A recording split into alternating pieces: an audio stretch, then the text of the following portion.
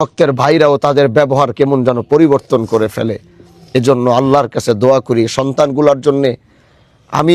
আমার তো বাবা আছে, আমার মাও আছে, কিন্তু যখন কোনো বাবার জানাজায় এসে আমি দাঁড়াই, তখন বারবার আমার বাবার কথা মনে পড়ে যে আল্লাহ, কোনো দিন কি আমার সামনে এরকম আসবে যে আমার বাবা শুয়ে থাকবে, আমি দাঁড়ায় থাকবো।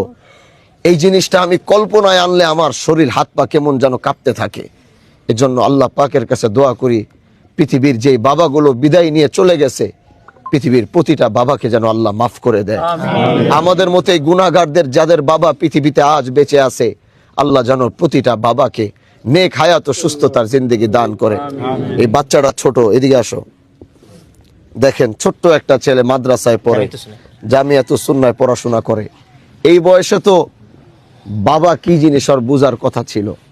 আমরা তো এই বয়সে দৌড়ায়া বাবার কাছে গেছি, মার কাছে গেছি, কিন্তু এই সন্তানটা আজকে ওর এই বয়সে বাবা নামক রহমতটাও হারায় ফেলছে। আর ওর বাবার কত বড় কিসমত, ওরে মাদ্রাসায় দিয়ে ও যতবার কোরআন খুলবে, যতবার ও কোরআনের তেলাওয়াত করবে, ওর বাবার কবরে আল্লাহ পাক সাথে সাথে আযাব মাফ করে দিবে। এজন্য এই সন্তানটা ছোট, ও এখনো ছোট, নাবালেগ বাচ্চা এখনো।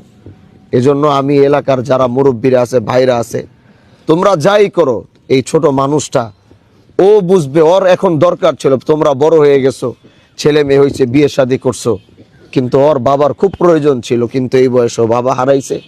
এই তিনটা ভাইয়ের জিম্মাদারিতে আমি দিয়ে গেলাম, ওর যেন কোনো ধরনের কোনো কমতি না হয়।